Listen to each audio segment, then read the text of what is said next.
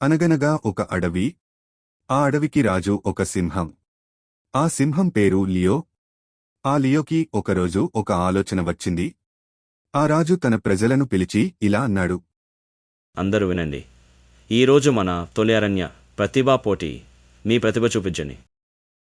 చూడండి, ఒక flip, 2 flips. నాకు అగ్రోబాటిక్స్ బాగా వస్తుంది.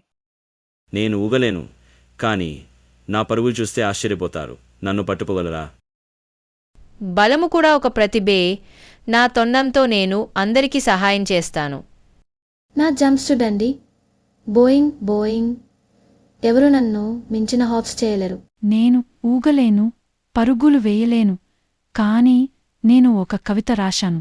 తారా అన్న మాటలకి అందరూ నవ్వసాగారు, ఎగతాళి చేశారు. కాని తారా నిరాశ చెందకుండా తన కవిత చెప్పడానికి ముందుకు సాగుతుండగా, కవిత? అది ఏంటి? అది కూడా ఒక ప్రతిభేనా? ఈ నెమ్మది తాబేలు మాటలు వినాలా మనం? హా. ఇక్కడ ప్రతి ఒక్కరికి అవకాశం ఉండాలి. తారా, నువ్వు ధైర్యంగా వెళ్ళి చెప్పు. అడవిలో పెద్ద చిన్న ప్రతి ఒక్కరూ విలువైన వాళ్లే. వేగంగా అయినా నెమ్మదిగా అయినా ఒకటిగా ఉండటం గొప్పదని నేర్చుకున్నాం. తార చెప్పిన కవితకి అందరూ ఆశ్చర్యపోయారు. అందరూ ఆ మాటలు నిజమే కదా అని చప్పట్లతో తారని అభినందించారు. వావ్ తారా, చాలా బాగా చెప్పావు. ఎంత బాగుందో. క్షమించుతారా, మేము నిన్ను అపహాస్యం చేశాం. నువ్వు అద్భుతంగా చెప్పావు. నాకు తెలీదు కవితలు ఇంత అద్భుతంగా ఉంటాయని.